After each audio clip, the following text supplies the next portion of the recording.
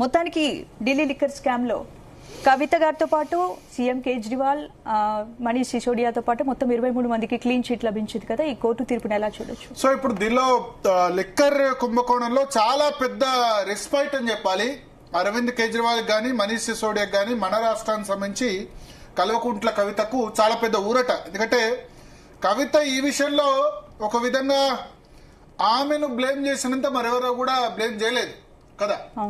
Political గా, రాజకీయంగా ఇప్పుడు 5 నెలల పాటు జైల్లో ఉండడమే కాకుండా ఆ స్కామ్ తర్వాత ఏదైతే ఇప్పుడు ఆ విషయంలో లిక్కర్ కుంభకోణం జరిగింది అని సిబిఐ గాని, ఈడీ గాని 5 నెలలు జైల్లో పెట్టిన తర్వాత వ్యక్తిగత జీవితంలోనూ ఆమె ఇప్పుడు కుటుంబానికి కూడా దూరం కావాల్సి వచ్చింది కదా.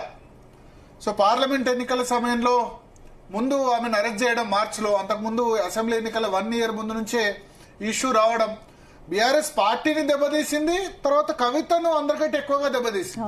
కుటుంబ సభ్యులు కూడా ఇప్పుడు దూరం అయిపోయారు కదా, సొంత పార్టీ పెట్టుకునే పరిస్థితి వచ్చింది కదా. సో ఇది చాలా పెద్ద రెస్పెక్ట్ అని చెప్పాలి కవితకు. ఆమె నాకు గుర్తుంది,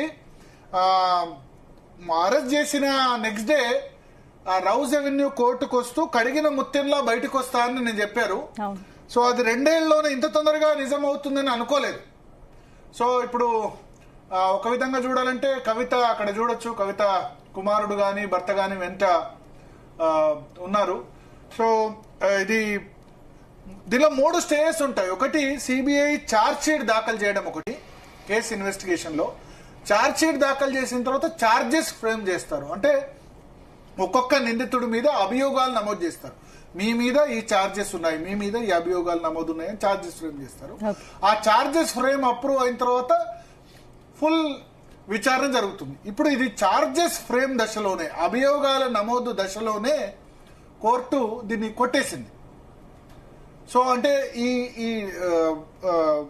ఏదైతే ఉందో అసలు దీనిలో స్కామ్ జరిగిందనడానికి సిబిఐ ఎటువంటి ఆధారాలు సమర్పించలేదు అని రౌజ్ అవెన్యూ కోర్టు స్పష్టం చేసింది. మొత్తం 23 మంది నిందితులకు సంబంధించి 23 మంది మీద కూడా అభియోగాలు నమోదు కొట్టేసింది. ఏ ఒక్కళ్ళో ఇద్దరో కాదు, 23 మంది మీద కూడా ఛార్జెస్ ఫ్రేమ్ ను కోర్టు అంగీకరించలేదు.